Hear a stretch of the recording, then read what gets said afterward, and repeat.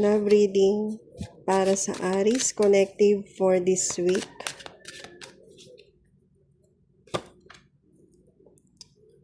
Tower. Wow. May something na unforeseen event na mangyayari sa buhay nyo this week. Magkakos ng disappointment, heartbreak, dismay. And dahil doon, kailangan nyo or magagawa kayo ng plans. Kung ano man yun. Matagal na tong naplano. Matagal na naplano. And yung iba sa inyo dahil sa ego, nasira yung plano na to. Yung iba naman sa inyo, dahil sa mga responsibilities, kaya hindi mangyayari tong kung ano man to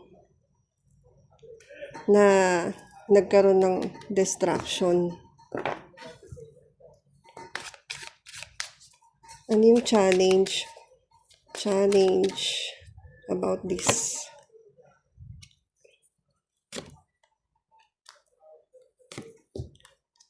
Paano mababalik ang balance? Paano may babalik yung dating samahan? Kung ano man yung nangyari na yan, kailangan nyo pa rin hanapin sa kalooban ninyo yung kindness and forgiveness. And yung iba naman sa inyo, kailangan nyo pa rin hanapin yung values na meron kayo. Kung kailangan ninyo na advice, seek advice sa mga tao na nakakaintindi sa inyo, mga ka-close ninyo, or yung may equal exchange, pinagkakatiwalaan ninyo. May naririnig ako na word na counsel. Magtiwala lamang dun sa tao na pinagkakatiwalaan ninyo, or kumbaga may mataas na respeto kayo dun sa tao na yon. Dun nyo lang pwedeng i-share kung ano man tong nangyari na to. Advice para sa Aries.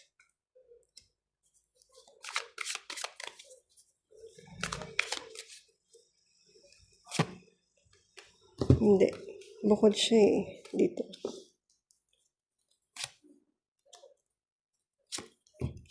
Ang na-sense ko dito, Aries, sa card na to, kung merong nawala, meron naman ding kapalit yon.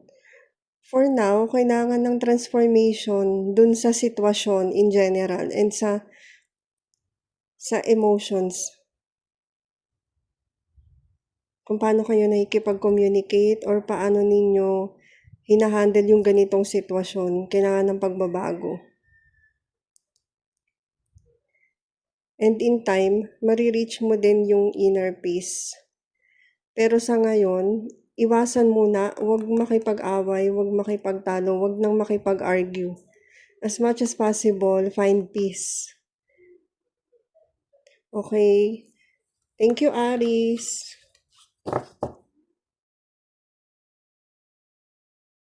Love reading para sa mga Leo.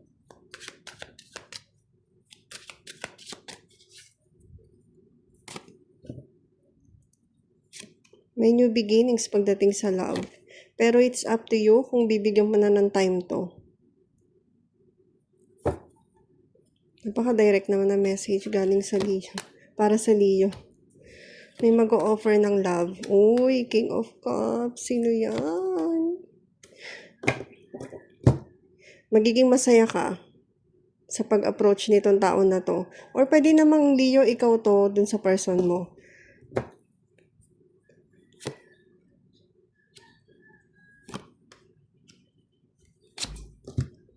Unexpected to, Leo. So, may feeling ako dito na baka hindi mo i-accept tong cup ng person na lalapit sa'yo. Pwede naman kumbaga merong gustong tumulong sa'yo tapos tatanggihan mo. Kasi behind the scene, 'di ba? Abundant ka naman. Abundant ka, hindi mo kailangan ng tulong. Baka akala nila kailangan mo ng tulong. May nasisense ako dito na parang itong person na to may gustong ayusin. So, i-approach ka niya. Meron siyang na-realize. Meron siyang mga bagay na hindi nasabi sa'yo na sana gusto niyang sabihin pero baka hindi mo tanggapin.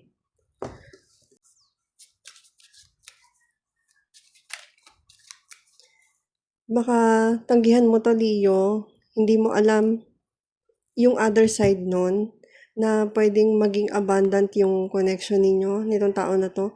Pwede rin gusto niya makipag-partnership sa'yo kung businessman, kung business related to. Or pwedeng project since nandito to. Reliable tong tao na to. Hindi katulad ng kung may nakilala ka na deceptive, hindi siya ganon. Ito yung energy ng person na to.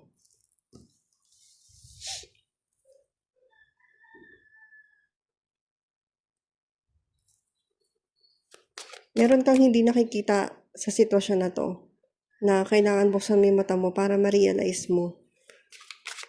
So, huwag kang magpadalos-dalos, Leo, sa pagre-react dito sa person na to. Makiramdam ka muna. Observe mo siya.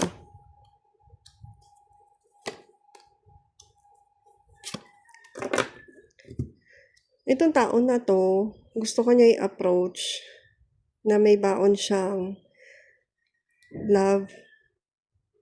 New beginning pagdating sa love siguro. Baka may manliligaw sa inyo. May dala siyang abundance, stability, pero hindi niya yung sasabihin sa inyo. Hindi kayo aware. Or hindi mo ini-expect na ganito yung pwedeng maging outcome ng connection ninyo. Stable na connection. And yung isa pang nasisense ko dito, kapag in-approach ka nitong person na to, huwag mong i-open sa iba. Kasi ano to parang divinely guided. Ganun yung nararamdaman ko dito since ang kamay na to galing sa universe, galing sa langit, 'di ba? Out of nowhere, biglang may lumabas na kamay at ino-offeran ka ng cup na nag-uumapaw. So yun, divinely guided to, guys. Kung o-offeran ka naman ng project, pag-isipan mo, pag-aralan mo mabuti, huwag kang tumanggi ka agad. Okay, Leo. Thank you. Love reading para sa Sagittarius Collective.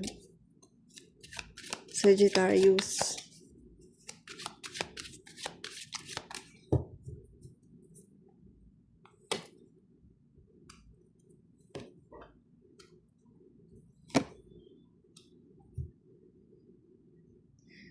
Sagittarius, may transformation na nangyayari or mangyayari about sa connection mo sa self mo and then connection mo sa iba. Yun yung napipick up ko dito.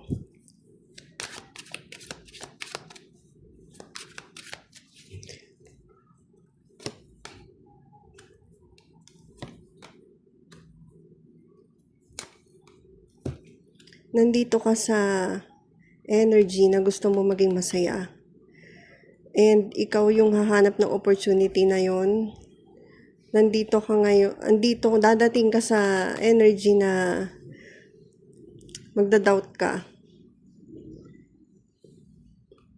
Kung dapat mo bang i-take itong opportunity na to.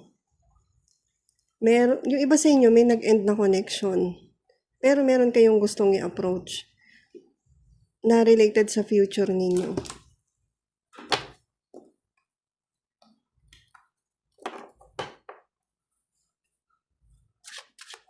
Challenge.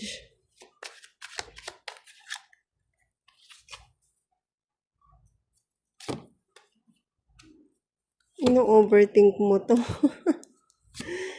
Sagittarius, di kita tinatawanan. Pero, ang nararamdaman ko kasi dito sa first 6 cards na to, siguradong sigurado ka. Pagdating dito, andun yung, tama ba tong gagawin ko? Tama ba na divine timing ba talaga to?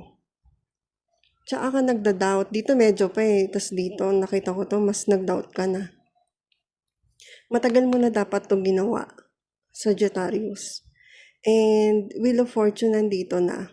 Ibig sabihin, time na para baguhin mo na talaga yung sitwasyon mo. Ito na yun, ito na yun.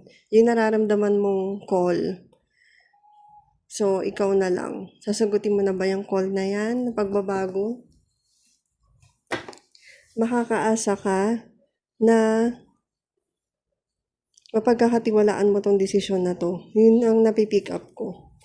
So, anong advice para sa'yo?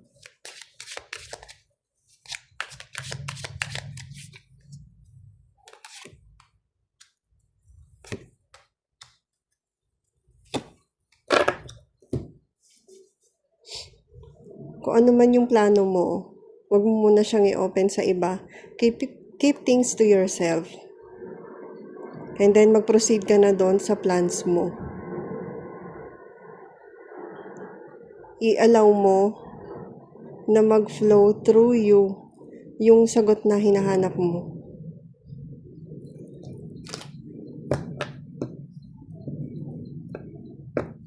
Okay, Sagittarius, thank you very much.